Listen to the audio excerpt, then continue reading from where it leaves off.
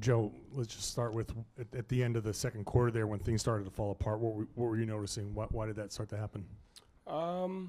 They went to their switching defense.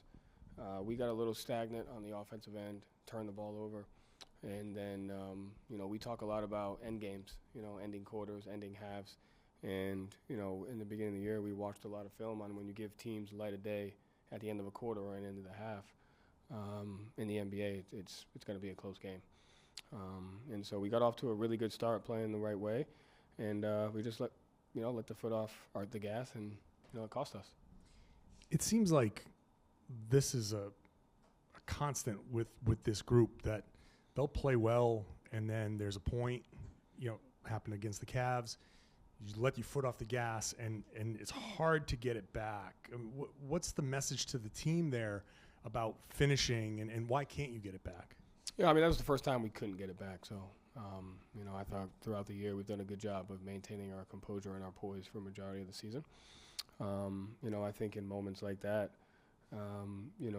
when the other team starts to play well and changes their mindset, you just have to kind of adjust to your environment. It's hard. And so, more importantly than that, they beat us in every analytical category possible. And if we don't commit to the margins, no matter how hard we play, we're not going to win. And so they got more threes up, they got more shots up, they got more free throws, they got more offensive rebounds, and they turned it over less. So you can play as hard as you want. You're not going to win with that. It just feels like when this happens multiple times, we know the other team's an NBA team, and they'll make their runs, and we know all that, but you had them up 28 and a chance to put them away. Yeah. At that point, why can't you put them away at that point? Because you let your foot off the gas, they make a couple shots, they feel good, you have a couple empty possessions, and then they start to see that it's a closer game. And it just is it's a matter of you have to put pressure on execution. And, it's about the end games. If you don't end the quarter well, you give a team life. You don't end the half well, you give a team life. So you call a timeout 5 minutes into the game when you're up 13-5 because I think Jason had kind of toyed around. Jalen threw an alley-oop to Robert off the glass early. You guys were enjoying the lead. What happened mentally to where you guys weren't able to get that back? And what did you say to them at halftime? Because it seemed like it kind of continued in the second half. Bridges steps into an open three to begin the second half. Like, why weren't you able to stop the Tide mentally, not execution-wise? Yeah, I called the timeout because the media was coming up in like 13 seconds, and it was our ball, and we had gone down, back, down, back, down, back. And so it was actually to get Rob a blow. So I liked the way we were playing at that point. And, I don't have an answer for that. That's human nature. You have to battle human nature. And if you want to separate yourself, the teams that don't fall into that trap. But I'm not going to overreact to that. It happens. It happens in the NBA. I've seen it in other games.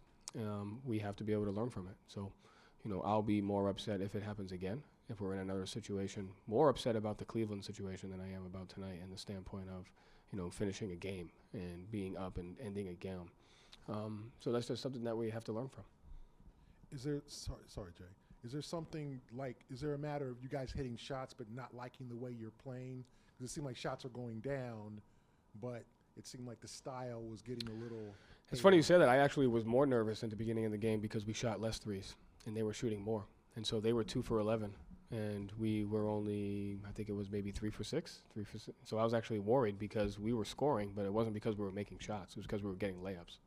And they are a very analytically sound team. And so I knew the tide was going to shift because they were going to continue to shoot threes. And if we didn't play at a level of shooting threes and getting offensive rebounds and taking care of the ball, that was going to cost us.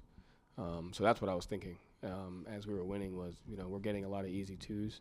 They were 6 for 21 from 3 at one point.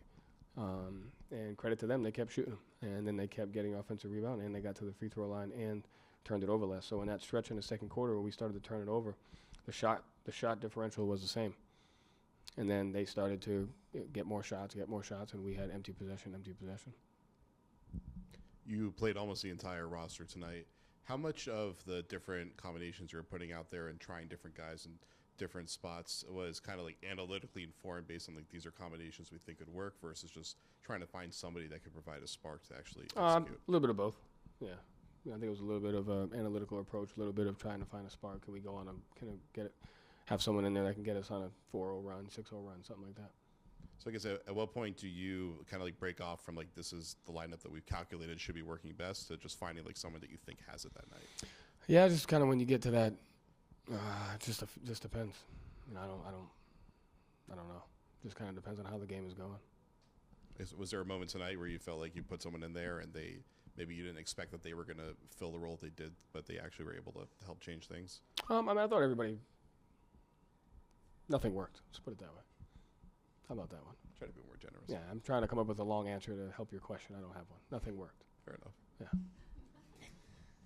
Is there any update on Rob's status, Joe? There is not. I haven't seen him yet. No.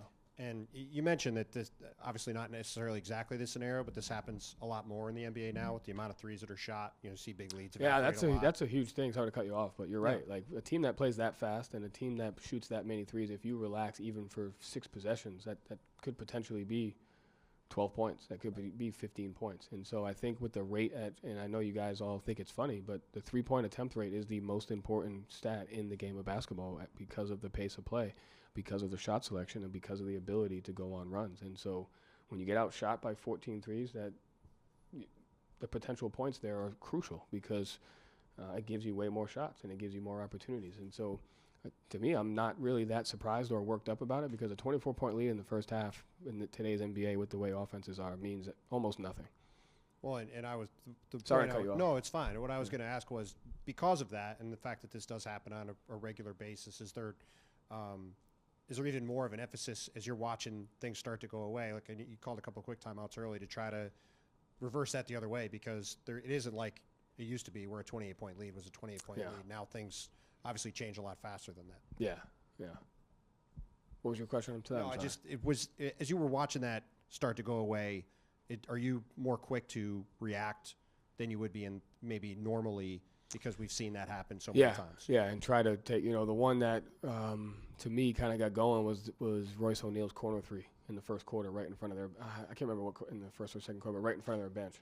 And so because it's funny. Coach Vaughn has said in numerous press conferences against us, they have to outshoot us from 3 in order to beat us, and he was very aware of that, and they did a good job of that, of limiting ours and getting theirs, and that's an important. The margins are very, very important.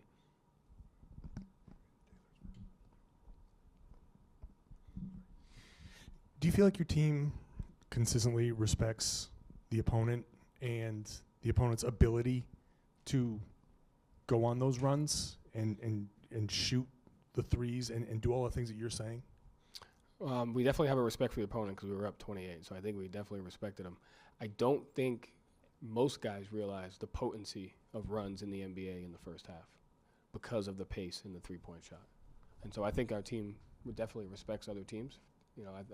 Like I said, I think this is a one-off and something that's happened very, very rarely. I think it's very hard for a player to understand that because of the rate at which people play offense, if you have 4 empty possessions, those could be costly at the other end.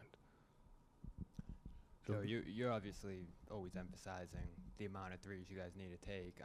In a game like this, you mentioned the differential. What led to you guys not being able to generate the amount of threes that you? Yeah, once they switched, they changed defenses, and it slowed us down, and we couldn't get stops because of the free throw line and the offensive rebound, and then we weren't able to generate those early offense ones and kind of get their defense spread out. And so we struggled to create advantages versus their switching, which, we couldn't get them off our body. We couldn't create 2-on-1s. We couldn't get the one more pass. You prefer you prefer a free-flowing style offensively. Is there anything you pull from this, from your position, that you could have done to hinder the runs a little bit? Yeah, I think just maybe call a few more sets. Maybe try to generate a couple more easy baskets during that second quarter stretch where we had those empty possessions, for sure. So besides taking more threes, and it's not just that. It's the 3-point attempts are very important, but it's also getting more shots, offensive rebounds, turnovers, free throws. Like all those things kind of add into that.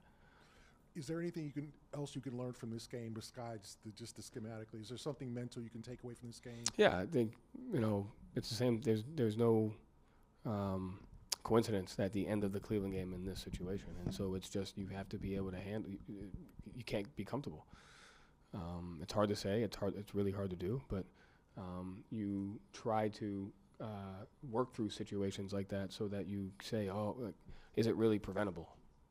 No, it's not. Every team has done it, and so to me, the area of growth and the opportunity comes in making sure it doesn't happen again. We're in that situation again. Presented by your New England Ford dealers. Built for America. Built Ford proud.